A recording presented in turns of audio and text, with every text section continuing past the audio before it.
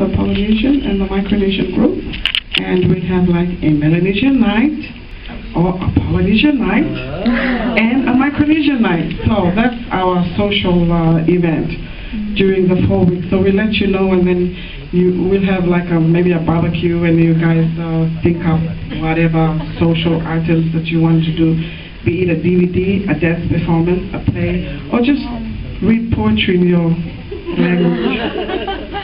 Okay?